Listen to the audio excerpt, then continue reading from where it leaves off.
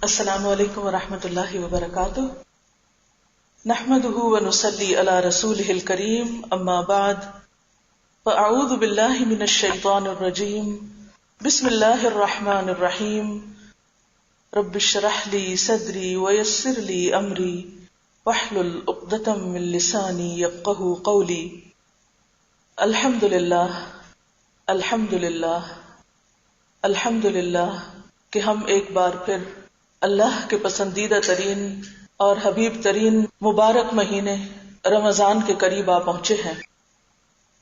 اللہم اہلہ علینا بالامن والایمان والسلامت والاسلام۔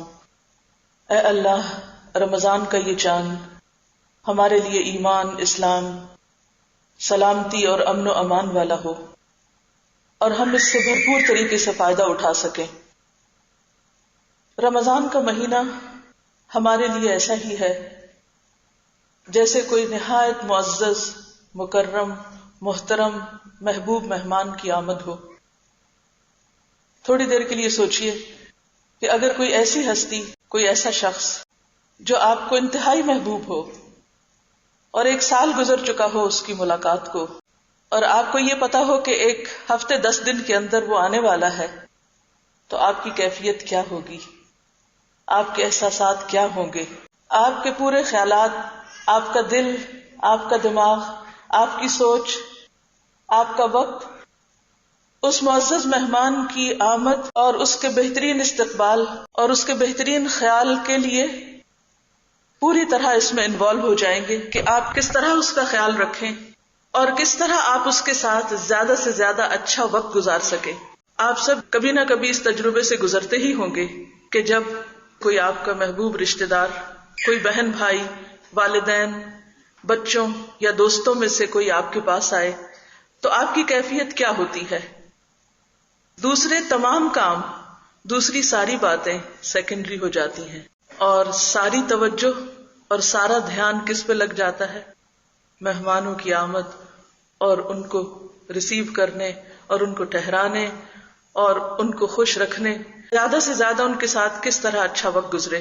اس وقت ہمارے لیے رمضان بھی ایک محبوب اور ایک معزز مہمان کی طرح آ رہا ہے۔ ہم سب اپنے دلوں کی کیفیات کا جائزہ لیں کہ ہم اس کی آمد کے کتنے منتظر ہیں، ہمیں اس کے آنے کا کتنا شوق لگا ہوا ہے، ہم اس کے لیے کیا تیاری کر رہے ہیں۔ کیونکہ اگر کسی مہمان کی آمد سے پہلے تیاری نہ کی جائے اور وہ مہمان اچانک آ جائے تو پھر اس کے جانے کے بعد بھی دل میں حسرت رہتی ہے اور دل خوش نہیں ہو سکتا، اور آپ ریگریٹ کرتے رہتے ہیں کہ اگر مجھے پہلے سے پتا ہوتا تو میں یہ بھی کرتا اور یہ بھی کرتا اور یہ بھی کرتا، اور اس وقت کو اس سے بھی زیادہ بہتر طور پر گزارتا۔ کہیں ایسا نہ ہو کہ بغیر تیاری کے ہم رمضان کا استقبال کریں یا رمضان اچانک آئے اور ہم اس سے پورا فائدہ نہ اٹھا سکیں، کیونکہ ہم میں سے کسی کو نہیں معلوم کہ آئندہ زندگی کتنی ہے، آئندہ ایسی ملاقاتیں اور کتنی ہوں گی اور کیسی ہوں گی۔ لہذا سب سے پہلی چیز اس رمضان کو ویلکم کرنے کے لیے دل، دماغ، ذہن، سوچ اور اپنی عملی زندگی اور اپنی ساری روٹین پر نظر ثانی کرنے کی ضرورت ہے۔ جیسے کسی مہمان کی آمد پر سارے گھر کی اور گھر والوں کی روٹین تبدیل ہو جاتی ہے، سونے جاگنے کے اوقات بدل جاتے ہیں، کام کاج کے اوقات بدل جاتے ہیں، اسی طرح اس مہمان کی آمد پر بھی آپ کی اپنی ذاتی، گھر والوں کی اور باقی ہر چیز کی روٹین بدلے گی، اور بدلنی چاہیے، کیونکہ اگر رمضان کسی تبدیلی کا باعث نہیں تو گویا ہم نے کچھ بھی نہیں پایا۔ تو ہم اللہ سے دعا کرتے ہیں کہ واقعی یہ رمضان ہمارے پاس اس طرح آئے کہ ہم اسے دل، دماغ اور روح کے ساتھ قبول کریں، اور پھر واقعی ہماری زندگی کے اندر اس کے بعد ایک تبدیلی آئے۔ جب یہ رمضان جائے تو ہم ایک نئے انسان بن چکے ہوں اور ہمارے ایمان اور تقوی اور خشوع اور باقی کیفیات میں ایک بہترین تبدیلی آ چکی ہو، کیونکہ رمضان تو آ ہی اس لیے رہا ہے۔ وہ تو ہمیں کچھ دینے کے لیے آ رہا ہے، روحانی خوشی، ایمانی قوت اور تقوی میں اضافہ. اور اگر اس کی آمد پر ہم سب یہ نہ لے سکے تو پھر ہم نے کیا پایا؟ اگر ہماری زندگی رمضان سے پہلے بھی وہی اور رمضان میں بھی وہی اور رمضان کے بعد بھی وہی، تو گویا ہم نے پھر اس آنے والے مہمان کا حق ادا نہیں کیا. آنے سے پہلے خوشی ہونی چاہیے، جب وہ آ جائے تو احترام ہونا چاہیے، اس کے تمام تقاضوں کو پورا کرنا چاہیے، اور جب چلا جائے تو اچھی یادیں باقی رہنی چاہیے، اور ان یادوں کے تصور میں باقی سال بھی اچھا گزرنا چاہیے. سلف صالح اس امت کے نیک اور محترم لوگ تھے. وہ رمضان کی آمد میں خوشی سے آنسو بہاتے اور رمضان کے جانے پر غم سے آنسو بہاتے.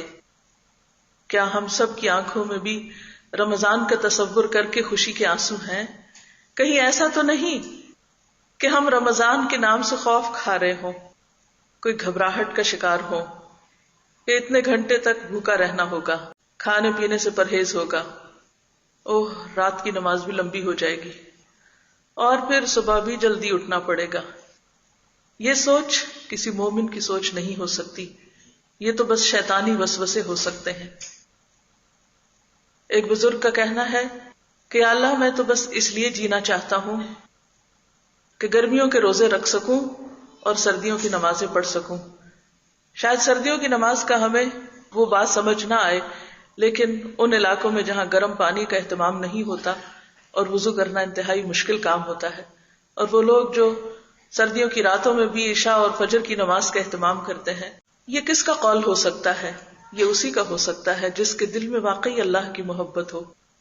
اور اگر اس محبت میں کمی ہے تو اس محبت میں اضافہ ہونا چاہیے. اور رمضان اسی لیے تو آ رہا ہے، یا ایھا الذین آمنوا کتب علیکم الصیام کما کتب علی الذین من قبلکم لعلکم تتقون. اور تقوی کیا ہے؟ دل کی وہ حالت جس میں واقعی اللہ کی محبت ہو اور اللہ کا خوف ہو. اور جس دل میں اللہ کی محبت ہوتی ہے وہ دل اللہ کی ملاقات کا انتظار کرتا ہے، اور اللہ کی ملاقات کا بہترین وقت نماز کا وقت ہے.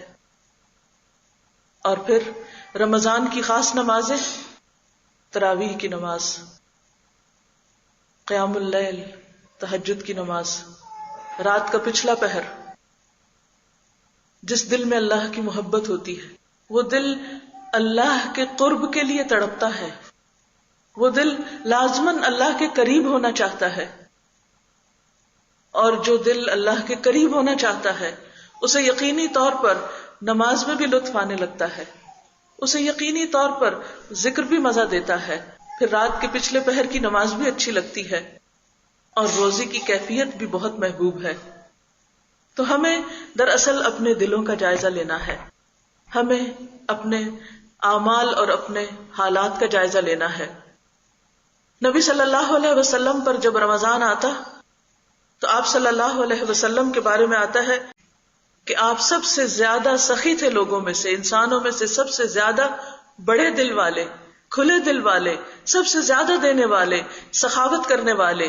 لیکن آپ کی سخاوت اس وقت اور زیادہ بڑھ جاتی جب آپ رمضان میں جبریل سے ملاقات کرتے. تو جبریل علیہ السلام کی ملاقات آپ کی سخاوت اور دریا دلی میں اور زیادہ اضافہ کر دیتی. اور اس سخاوت کو تشبیہ دیا گیا اس تیز ہوا کے ساتھ کہ جو چلتی ہے تو ہر چیز میں داخل ہو جاتی ہے.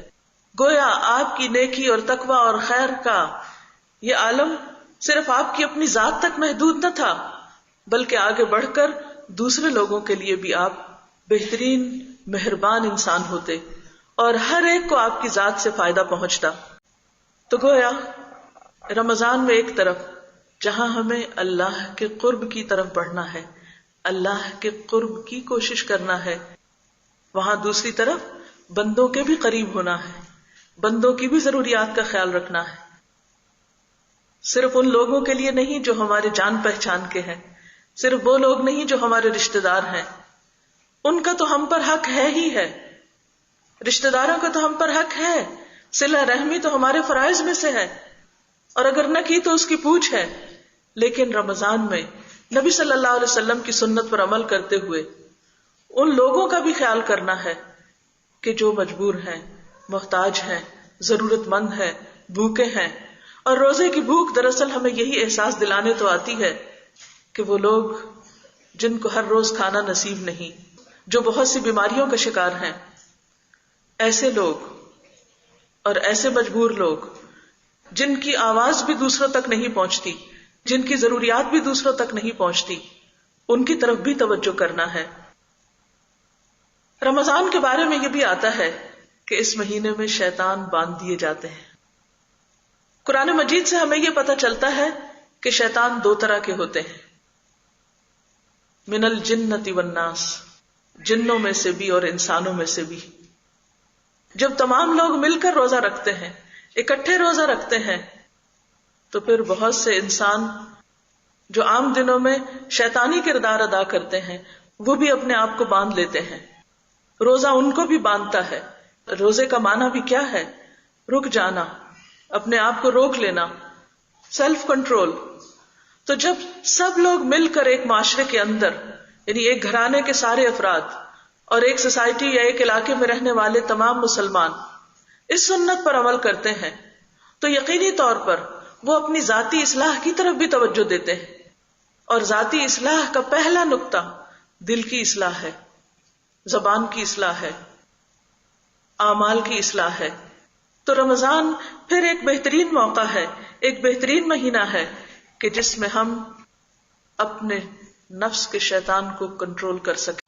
اور اگر نیکیوں کے اس موسم بہار میں، جبکہ ہر طرف فضا ہموار ہے، جبکہ ہر طرف نیکی کے مواقع میسر ہیں، ایک ایک عبادت کا کئی گنا اجر اور ثواب بڑھا دیا گیا ہے، ایسے میں اگر کوئی شخص پھر اپنی اصلاح کے لیے کچھ کر نہ سکے اور پھر رمضان آئے اور ایسا ہی چلا جائے، نہ اس کی زبان بدلے، نہ اس کی نگاہ بدلے، نہ اس کے سننے کی دلچسپیوں میں تبدیلی آئے، اور نہ اس کے لین دین میں اور نہ اس کے معاملات میں، تو گویا اس نے رمضان سے کچھ بھی نہ پایا. نبی صلی اللہ علیہ وسلم نے فرمایا کہ اتنے ہی روزہ دار ایسے ہیں کہ جن کو اپنے روزے سے سوائے بھوک پیاس کے کچھ بھی حاصل نہیں ہوتا، اور کتنے ہی راتوں کو قیام کرنے والے ایسے ہیں کہ جنہیں راتوں کے قیام سے سوائے رات جگے کے کچھ بھی حاصل نہیں ہوتا. اللہ نہ کرے کہ ہمارا شمار ان لوگوں میں ہو کہ جو رمضان کا پورا مہینہ پائیں اور پھر اس سے وہ فائدہ نہ اٹھا سکے جس کے لیے وہ آیا ہے. رمضان صرف بھوک پیاس کاٹنے کا مہینہ نہیں ہے، صرف بھوکے رہنے کا نام روزہ نہیں ہوتا، بلکہ روزہ صبر سکھاتا ہے. اور جب ہم افطار کرتے ہیں اور طرح طرح کے لذیذ کھانوں سے اپنے آپ کو خوش کرتے ہیں تو وہ شکر کا موقع ہوتا ہے. جہاں صبر کرنا باعث اجر ہوتا ہے وہاں شکر کرنا بھی باعث اجر ہوتا ہے. حدیث میں آتا ہے کہ للصائم فرحتان، روزہ دار کے لیے دو خوشیاں ہوتی ہیں. ایک خوشی جو اس کو روزہ افطار کرنے کے وقت حاصل ہوتی ہے، اور ایک خوشی جو اسے اپنے رب کی ملاقات کے وقت حاصل ہوگی. تو گویا افطار ایک بہترین خوشی کا وقت ہے. کیوں؟ وہ خوشی اس لیے ہوتی ہے کہ سارا دن ہم ایک عبادت کی کیفیت میں ہوتے ہیں، کھانے پینے سے پرہیز کرتے ہیں، ہماری روح پروان چڑھتی ہے، اور جب ایک لمبے وقفے کے بعد کھانے کو کچھ ملتا ہے تو اس کھانے کی ہم قدر کرتے ہیں، اور وہ کھانا ہماری صرف جسم نہیں بلکہ روح کی خوشی کا سبب بھی بنتا ہے. ایسے میں انسان واقعی خوش ہوتا ہے. اور ایک پانی پینے کے بعد جو اسے سکون کی کیفیت حاصل ہوتی ہے، اس موقع کی مناسبت سے دعا بھی سکھائی گئی کہ ذهب الظمأ وابتلت العروق وثبت الاجر انشاء اللہ. اس شکر گزاری کا خاص طور پر اظہار کرتا ہے بندہ مومن. آپ دیکھیے کہ اس دعا میں وہ کچھ بھی مانگ نہیں رہا، وہ صرف زبان سے شکر کے بول بول رہا ہے.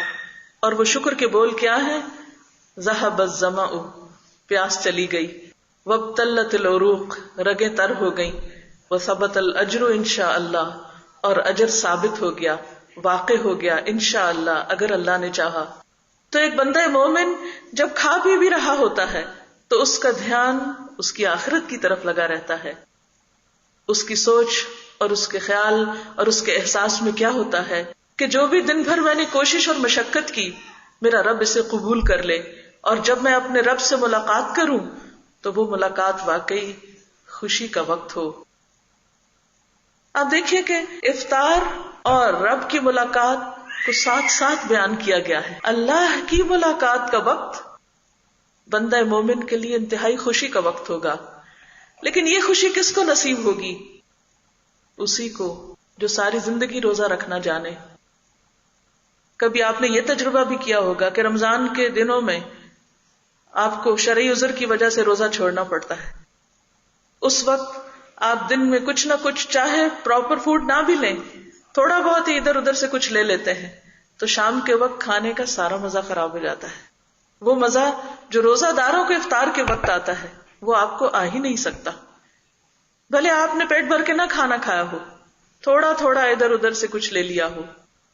بالکل اسی طرح اللہ کے پاس جا کر اللہ کی ملاقات کے وقت کس بندے کو خوشی ہو سکتی ہے؟ اسی بندے کو جو مکمل روزہ رکھ کے آئے، جو اللہ کے سامنے اس حال میں کھڑا ہو کہ یا رب تیری خوشی کی خاطر میں نے یہ بھی چھوڑ دیا اور یہ بھی چھوڑ دیا اور یہ بھی چھوڑ دیا. میں نے وہ سب چھوڑ دیا جو تو نے میرے لیے حرام کیا تھا. میں نے وہ سب چھوڑ دیا جو تجھے ناپسند تھا. میں نے وہ سب اختیار کیا جو تیری خوشی کا تھا. اسی وقت وہ صدا اس کو آئے گی، رضی اللہ عنہم ورضوا عنہ. اللہ ان سے راضی ہو گیا اور وہ اس سے راضی ہو گئے. کیا یہ خوشی اس کو نصیب ہو سکتی ہے کہ جو اللہ سے ملے اور اللہ اس سے ناراض ہو، اللہ اس پر غضبناک ہو، جو اللہ کے حق مار کر دنیا سے جائے، جو بندوں کے حق مار کر دنیا سے جائے، جو بندوں کو ذلیل کر کے دنیا سے جائے، جو بندوں کو ستا کر دنیا سے جائے؟ کیا وہ بھی اس خوشی کا مستحق ہو سکتا ہے کہ وہ اپنے رب کے سامنے کھڑا ہو؟ کیا وہ ایک مجرم کی حیثیت میں کھڑا نہ ہوگا؟